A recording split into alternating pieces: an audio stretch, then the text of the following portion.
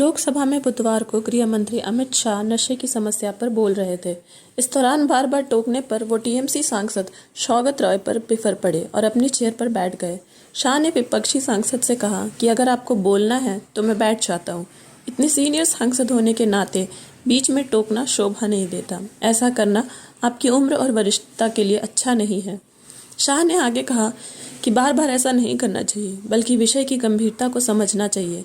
इस दौरान किसी ने कहा कि शाह जी आप गुस्सा हो रहे हैं, तो उन्होंने कहा कि मैं गुस्सा नहीं हो रहा बल्कि समझा रहा हूं।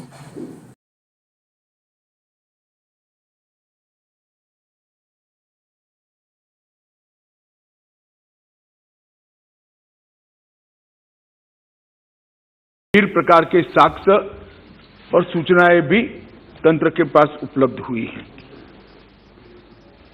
मैं सबसे पहले देश के गृह मंत्री के नाते नरेंद्र मोदी सरकार का संकल्प इस गृह के अंदर दोहराना चाहता हूं। आजाद लोकसभा में अमित शाह ने विपक्षी दलों के सांसदों से कहा कि नशे की समस्या पर सियासत नहीं होनी चाहिए। उन्होंने कहा कि नशा हमारी नस्लों को बर्बाद करने वाली समस्या है। पीएम मोदी ने नशा मुक्त भारत का संकल्प देश के सामने रखा है। गंभीरतापूर्वक इस देश में नशे के खिलाफ बहुत सारी कार्रवाई हुई है। ड्रग्स देश को खोखला करता है। ड्रग के कारोबार पर मोदी सरकार ने जीरो टॉलरेंस पॉलिसी अपनाई है। मंगलवार को हरसिमरत कौर ने पंजाब में फैल रहे ड्रग्स कारोबार को लेकर मुद्दा उठाया था।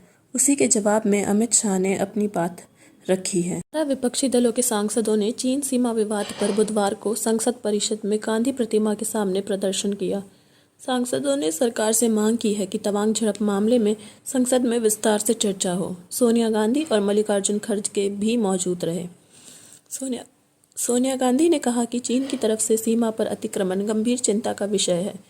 जनता और संसद को एलएसी की स्थिति का पता नहीं लग पा रहा है, लेकिन सरकार जिद पे अड़ी है और इस पर चर्चा नहीं करना चाहती है। संसद में आज काफी मामलों पर चर्चा हुई। कांग्रेस अध्यक्ष मल्लिकार्जुन खड़गे ने कहा कि तवांग झड़प मामले में प्रधानमंत्री को अपनी चुप्पी तोड़नी चाहिए। हम चाहते हैं कि इस मुद्दे पर प्रधानमंत्री संसद में आकर जवाब दे। कांग्रेस सांसद शशि थरूर ने कहा कि हम सेना की आलोचना नहीं कर रहे हैं, हम सेना के साथ हैं, लेकिन सवाल देश की पॉलिटिकल लीडरशिप के बारे में है। हम बस इतना चाहते हैं कि सरकार बॉर्डर की स्थिति पर चर्चा करके देश के लोगों को भरोसा दिला सके।